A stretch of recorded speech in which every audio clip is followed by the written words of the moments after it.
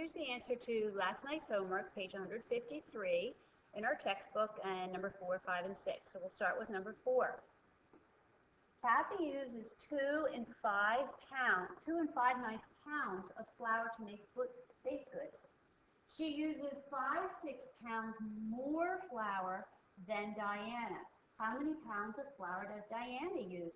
Whenever you see the word more or you see less in these word problems, you know you must create a bar model to help you picture what's going on here. So let's start with Kathy. So I'm going to just kind of write it up here. So Kathy uses 2 and 5 ninths pounds of flour to make baked goods.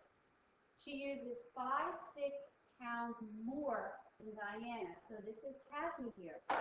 So she uses more than Diana. So Diana's bar is going to be smaller. And she uses 5/6 pounds more. So the difference would be 5/6 pounds right there. Right? So this is how much more Kathy uses than Diana. So we need to find out, well, how much does Diana use? Right? So using this, I'm going to subtract. I'm going to subtract the 2 and 5 ninths minus the 5/6, and that will tell me how much flour Diana uses. So let's find a common denominator, which would be 18. 6 times 3 is 18. 5 times 3 is 15. 15 18ths. 9 times 2 is 18. 5 times 2 is 10. So I have 10 18ths, and I want to subtract 15 18ths. I can't have 10 take away 15. It's not going to work. So I'm going to have to borrow or improve. So I'm going to borrow from the 2, and that's now going to become 1 pound. And I have to disguise it, since I'm working with fractions, as a fraction. I know my denominator is 18, so 1 whole is going to be the same thing as 18 18ths. Add these two together. So that equals 28 18ths. Now I can subtract the 15 18. 28 minus 15 is 13 18ths. 1 take away nothing is 1. So we have Diana use 1 and 13 18ths pounds of flour. The answer to number 5. Let's work through this problem. The Lido family has 2.5 pints of apple juice.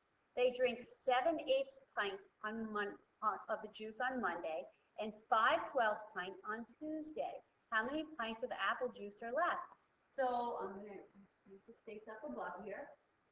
You might seem to have. So they have 2.5 pints of apple juice. So on Monday they drink 7/8 of that. And then on Tuesday, they drink 5/12 of that, and they want to know, well, how much is left? Well, the first thing I have to do is find out, well, gee, how much did they drink on Monday and Tuesday together? So this would be step 1.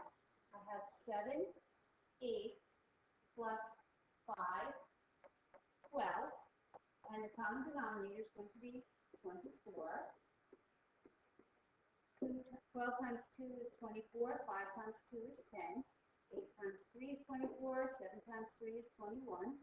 When I add it together, 21 24ths and 10 24ths is 31 24ths. It's an improper fraction, you know, illegal math. So let's turn this into a mixed number. I'll put the 31 in the division hut. How many 24s are in 31? 1. 1 is 24.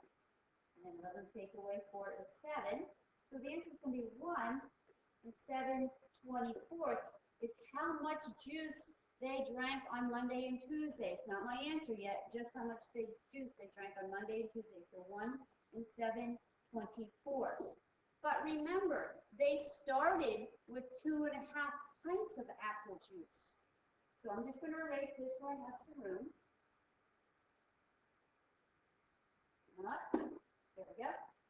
So if they started with 2.5 pints of apple juice and they drank on Monday and Tuesday the 1 and 7/24, how much juice is left?